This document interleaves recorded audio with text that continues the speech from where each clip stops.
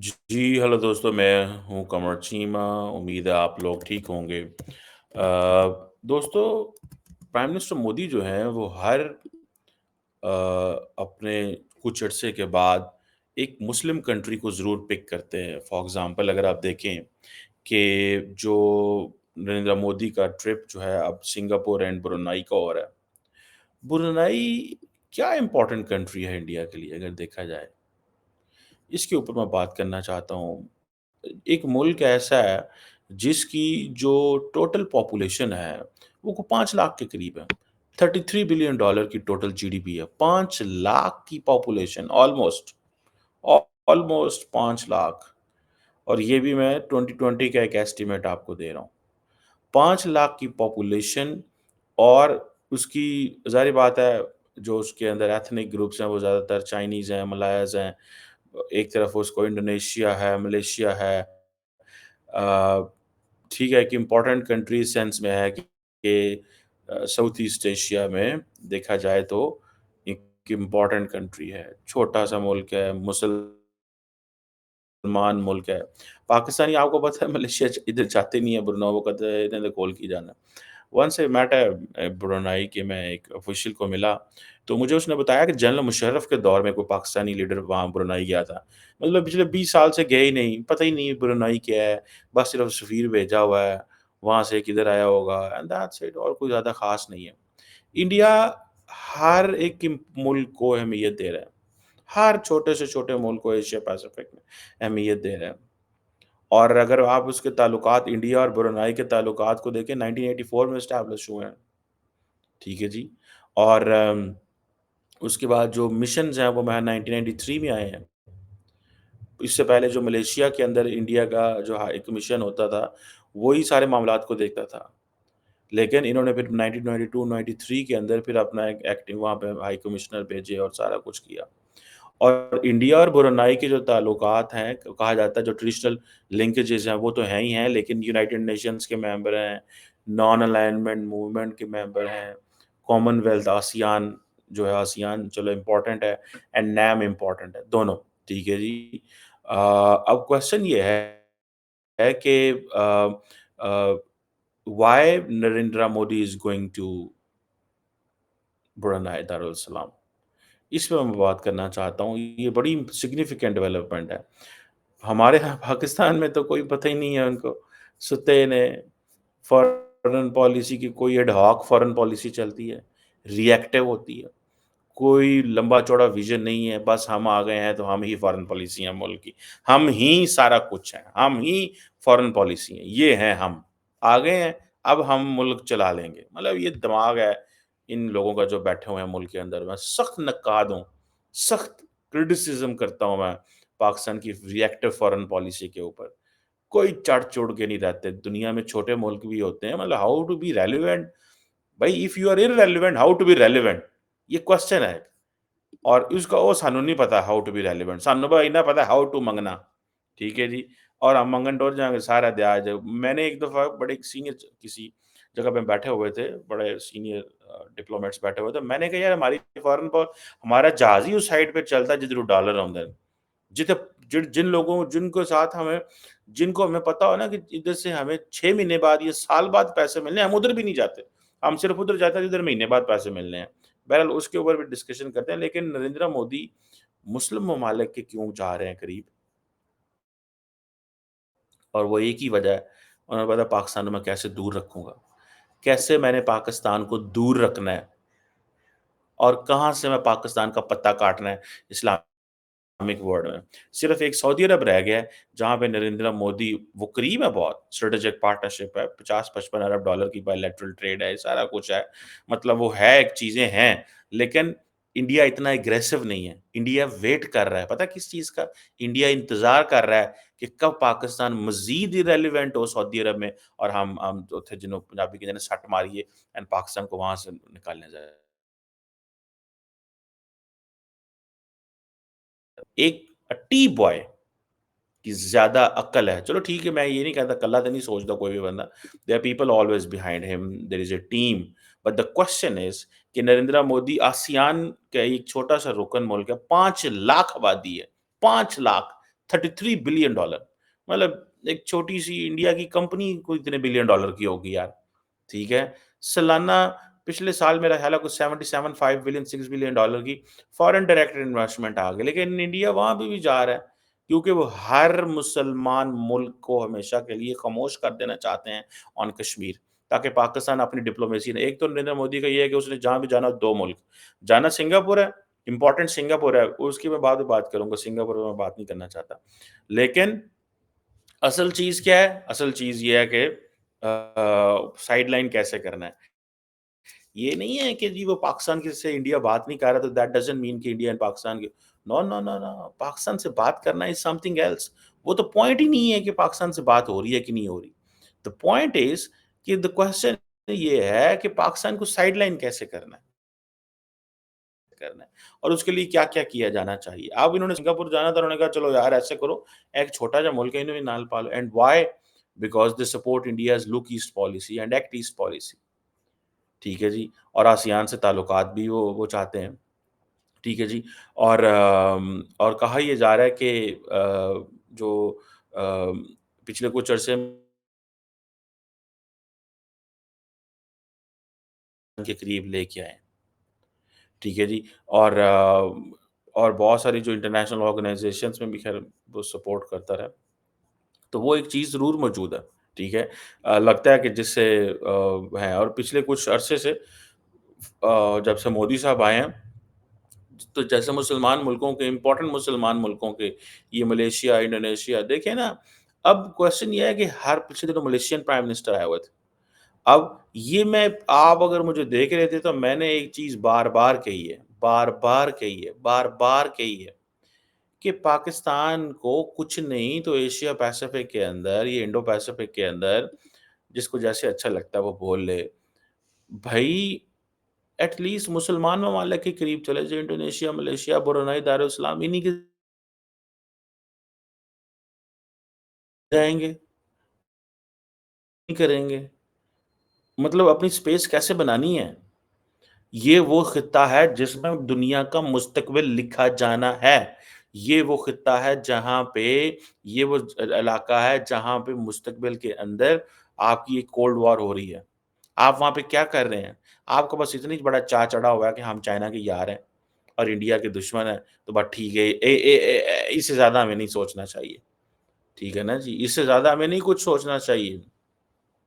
ठीक है? और मतलब इससे ज़्यादा वो कहते हैं नहीं है, इससे ज़्यादा नहीं सोचना। ठीक है जी? अब क्वेश्चन ये है कि नरेंद्र मोदी जो है उसको इस चीज़ की तो समझ है कि मैंने 5 लाख वाले मुल्क में भी जाना है। 5 लाख वाले मुल्क में भी जाना है, छोटे से छोटे मुल्क में। ठीक है जी? अ, अब फॉर एग्ज़ाम्पल आप देखिए इंडिया अपनी फ़ौज को भी वहाँ एंगेज कर रहा है। इंडियन फ़ौजी जो हैं वहाँ पे जाके डिफेंस कॉलेज में जाके पढ़ते हैं। ठीक है जी।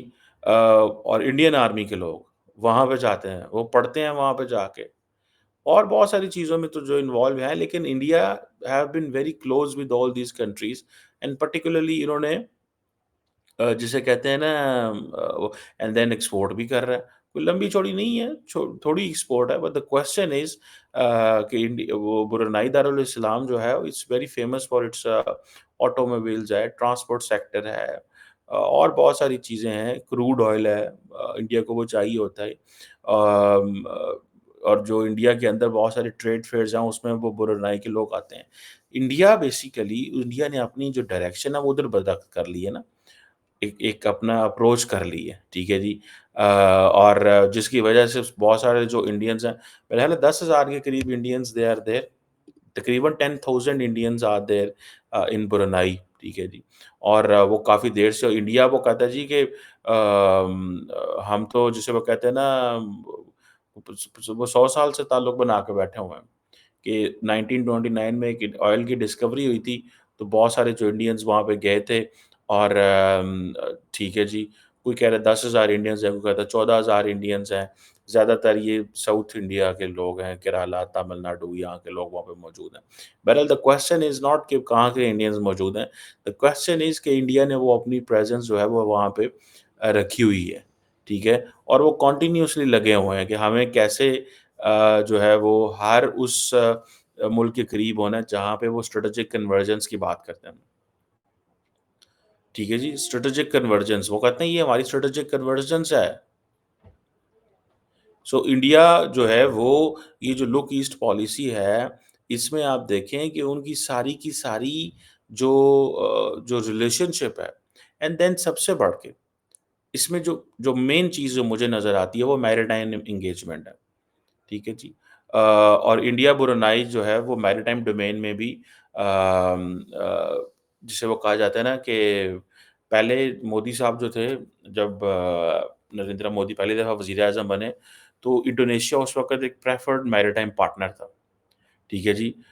लेकिन उसके बाद ब्रुनाई को अहमियत इंडिया ने देनी शुरू कर दी और उसकी वजह ये थी कि एक इनके पास एक पोर्ट है मोरा पोर्ट, एक डीप वाटर पोर्ट है। ठीक है जी। इंडिया समझता है कि जियो स्ट्रैटेजिकली एंड जियो इकोनॉमिकली हमारे लिए ये इम्पोर्टेंट है। Indonesia is a bigger player, लेकिन ये छोटा प्लेयर होने के नाते इंडिया इसके साथ एक्ट वो कर सकता है। अब ये जो जिसे कहेंगे ना, ये है पो ये है पोर्ट लेड डेवलपमेंट, ठीक है जी। और इंडियन ओशन रीजन के अंदर इंडिया इस हवाले से जिसको India security and growth for all in the region कहता है, सगार कहता है, उसमें तमाम ममालिक के साथ इन्हीं इसी लाइन पे एंगेज है, एक्ट ईस्ट पॉलिसी और सगार। और जिसमें आप ये कहें ये जो पोर्ट लेड डेवलपमेंट है कि किस तरह जो वहाँ पे मैरीटाइम इंफ्रास्ट्रक्चर डेवलप करना है और क्या करना है। आप देखिएगा अब मुझे जो उम्मीद है, अब मोदी साहब ने वहाँ पे जाना है तो आप देख लेंगे कि वहाँ पे आपको ये पता चलेगा कि मोदी साहब वहाँ पे इन्वेस्टमेंट का ही ऐलान करके आ गए हैं और वहाँ पे उसी चीज़ को करके आएँगे, ठीक है जी। एक विज़न ब्रुनाई है 2035, ठीक है जी। और वो भी पहले तेल पे ज़्यादा डिपेंडेंट होते थे ब्रुनाई के लोग, अब वो ज़रा तेल पे नहीं है। तो वो कहते हैं कि कैसे जो तेल के ऊपर इतनी रिलायंस है, कैसे कम करनी है, क्योंकि ये अब oil is becoming a a volatile subject बनता जा रहा है पूरी दुनिया के अंदर प्राइसिंग के हवाले से, और बहुत सारी सो इकोनॉमिक डाइवर्सिफिकेशन पे वो काम कर रहे हैं। सो विजन 2035 है ब्रुनाई का कि कैसे हमने प्रोग्रेस लेनी है, सस्टेनेबल इकोनॉमिक ग्रोथ कैसे लेके आनी है। तो उस सिलसिले में वो समझते हैं कि इंडिया की हम मदद ले सकते हैं। इंडिया की जो एक्ट ईस्ट पॉलिसी है कि हमें सारे साउथ ईस्ट एशिया से एंगेज करना है। और इंडिया अभी आप देखें कि इंडिया जो और ब्रुनाई की कितनी ट्रेड है, आपको पता है कितनी ट्रेड है? साढ़े 300 मिलियन, कोई पौने 400 मिलियन के करीब एक ट्रेड है। कुछ ज़्यादा ट्रेड नहीं है। अब देखें, मुझे ये बात बताएँ कि पौने 400 मिलियन ट्रेड के करीब आपकी ट्रेड हो, पौने 400 मिलियन, 500 मिलियन कर लो यार, चलो ठीक है, ऐसा भी हो सकता है कि हमारे पास एग्ज़ैक्ट डाटा ना हो, अगर 500 मिलियन डॉलर की भी ट्रेड हो, दोनों मुल्कों की, ठीक है? तो बहुत बड़ी ट्रेड तो नहीं है। अब इंडिया जो है वो कह रहा है, हम 5 ट्रिलियन डॉलर की इकॉनमी है, लेकिन 5 लाख वाले मुल्क में गया है। So India understands the strategic significance. India के पास स्ट्रेटेजिक सिग्निफिकेंस है। ठीक है जी, इंडिया बुक एक वो जिसे कहते हैं ना, दूसरी तरफ एक ब्रुनेई अपने आप को टूरिज़्म के हवाले से भी प्रमोट कर रहा था। तो हो सकता है कि इंडियंस जो हैं वो जब नरेंद्र मोदी साहब वापस आएँ, तो इंडियंस को ये कहा जाए कि तुमने जो मालदीव जाना है करना है, तो तुम ब्रुनेई चले जाया करो, ठीक है? वहाँ पे एक उनका आइलैंड है, there is a biodiverse island of, उसे बोर्नियो कहते हैं, ठीक है जी? जो बड़े टूरिस्ट हब है एंड ऑल दैट, बहुत सारे मुल्क के लोग वहाँ पे जाते हैं और वो करते हैं। बहरहाल एनी हाउ ये चीज़ें हैं, ठीक है जी। अब सुनने में आ रहा है कि जो बेल्ट एंड रोड इनिशिएटिव के तहत भी ब्रुनेई के अंदर देयर आर फ्यू इन्वेस्टमेंट, सो उस वो भी इंडिया देखता है कि हमने चाइनीज़ इन्फ्लुएंस को किस तरह कंट्रोल करना है, ठीक है जी। लेकिन असल में जिसे कहेंगे ना कि जो जो लार्जली वो चीज़ यही है कि हमने उसकी स्ट्रैटेजिक सिग्निफिकेंस से फ़ायदा कैसे उठाना है, ठीक है? कि 5 लाख अगर बंदे में अगर 14-15 हज़ार इंडियंस वहाँ पे मौजूद हैं, तो आप देख लें कि क्या देख कितनी रेलेवेंस उनके पास है। सो ये चीज़ है मेरी ज़ाती नज़र में कि इंडिया ब्रुनेई जो रिलेशंस हैं, it's all about the strategic relevance of Brunei की जो स्ट्रैटेजिक रेलेवेंस है, ये सिर्फ़ वो उस एंगल से मोदी साहब वहाँ पहुँच रहे हैं। और वहाँ पे आप क्या समझेंगे कि ब्रुनेई जिसकी छोटा-सा मुल्क है, क्या वो इंडिया जिधर जाता है आपको पता है कल्चरल कनेक्शंस तो वो वैसे निकाल लेते हैं, ठीक है जी। पंजाबी भी वहाँ पे मौजूद हैं, साउथ के लोग भी वहाँ पे मौजूद हैं। वो सारे वो निकाल लेते हैं, इंडियन कम्युनिटी भी वहाँ पे काफ़ी ज़्यादा दुनिया का कौन-सा आप दुनिया के किसी आइलैंड में चले जाओ यार, वहाँ आपको इंडियंस मिलेंगे और मेरा इधर तो इंडियंस 1930 से हैं। ठीक है जी। और ज़्यादातर एजुकेशन, मेडिकल और इंजीनियरिंग, कंस्ट्रक्शन इन फ़ील्ड्स में काफ़ी ज़्यादा है। तो 14-15 हज़ार बंदा वहाँ पे बैठा हुआ है इंडियन और ज़ाहिर बात है वो और ना फिर वो कहते हैं जी उन्होंने जाते ही शुरू करना है। आप ज़रा लफ्ज़ चेक कीजिएगा मोदी साहब के, हमारे आपके साथ सदियों पुराने ताल्लुकात हैं, हिस्टोरिकल ताल्लुकात हैं, सिविलाइज़ेशनल ताल्लुकात हैं, ठीक है? इतने लंबे-लंबे ताल्लुकात की बात करेंगे और उनको इस चीज़ का पता है कि ये जितने ममालिक हैं, पाकिस्तान को तो आउट करना ही करना है। पाकिस्तान ख़ैर इंडिया ने वैसे इतनी लंबी-चौड़ी कोशिश नहीं करनी चाहिए पाकिस्तान को आउट करने की, पाकिस्तान खुद ही आउट हो जाता है। क्योंकि मैंने आपको बताया हमारा जो ड लाइन एंड लेंथ है ना वो डॉलर बेस्ड चलती है। अगर डॉलर-शॉलर हैं उस मुल्क के पास तो ठीक है अदरवाइज़ हम उनको मुल्क मानने को ही तैयार नहीं है। लेकिन द क्वेश्चन इज़ कि ये सारे के सारे मुल्क इंडिया के लिए इसलिए भी इम्पोर्टेंट है बिकॉज़ ऑफ चाइना फैक्टर।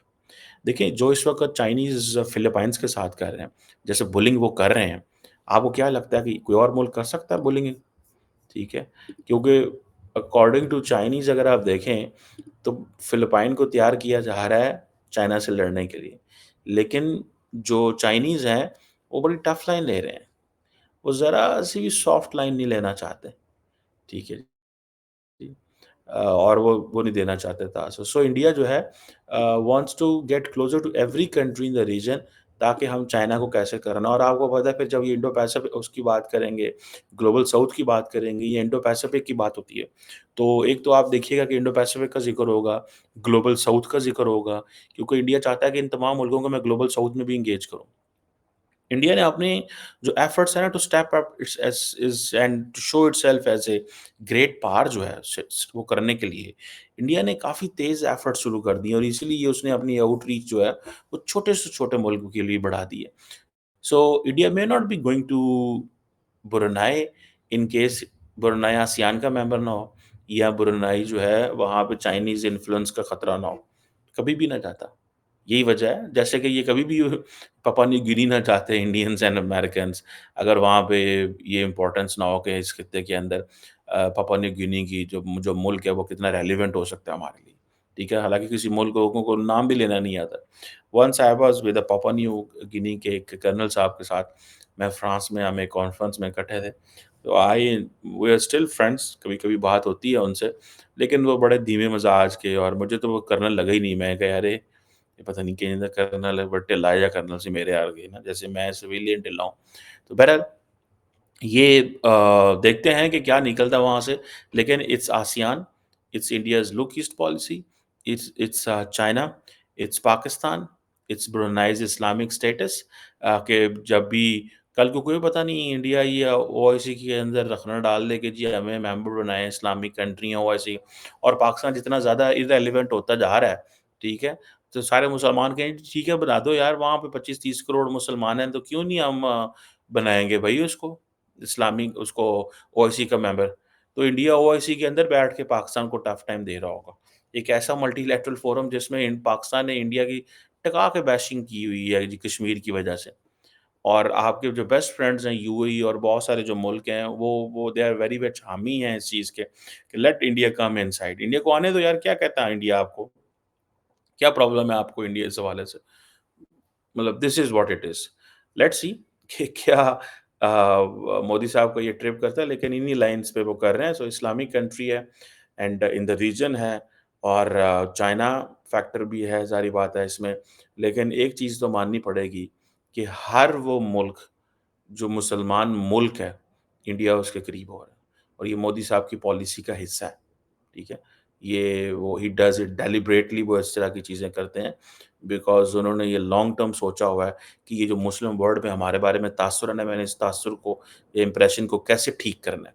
तो वो पर्सनल टच देना चाहता है। घर में क्या हो रहा है वो एक और स्टोरी है, ठीक है? लेकिन अपनी स्ट्रॉन्ग साइड उनको शो करो, एक पर्सनल टच दो ताकि जो घर में भी हो रहा है उसके बारे में वो अगर ना बोलें, तो that is good. So let's keep watching this Modi trip to another Islamic country.